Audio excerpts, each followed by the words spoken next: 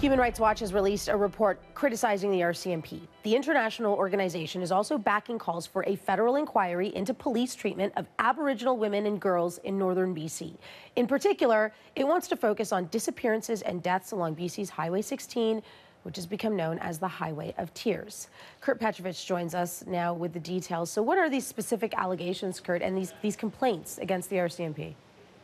Well, Human Rights Watch was initially drawn to northern BC because of the long-standing concern over the so-called Highway of Tears, murdered and missing Aboriginal women in northern BC. And what they ended up doing was talking to 50 women and girls in 10 communities. And initially what they heard were allegations that, first of all, police were underprotecting Aboriginal women.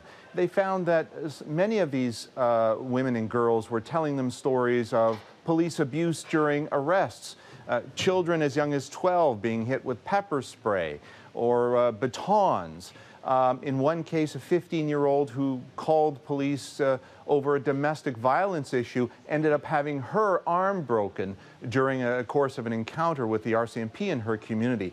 But more than that, they found that some women in half of these communities were telling them that they themselves had either been assaulted or raped by police. In one case, a very dramatic story, anonymous, but from a woman that they say told them that the RCMP, in fact, 4 officers, had escorted her out of town, raped her, and then threatened to kill her if she told anyone. Megan Rode, who's the lead investigator for Human Rights Watch, said that they were surprised by what they heard.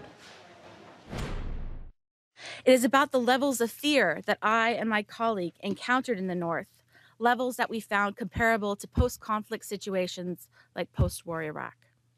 Finally, it is about the lack of meaningful accountability for police neglect or police mistreatment, which creates an environment of impunity for violence against Indigenous women and girls.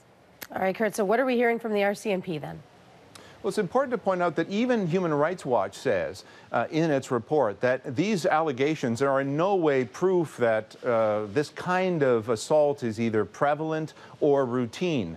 But the RCMP only got the report yesterday. Of course, all anonymous, no names, no locations. And today, this morning, the RCMP issued a statement saying that none of these allegations have been brought forward for investigation. It's impossible to deal with such public and serious complaints when they have no method to determine who the victims or the accused are.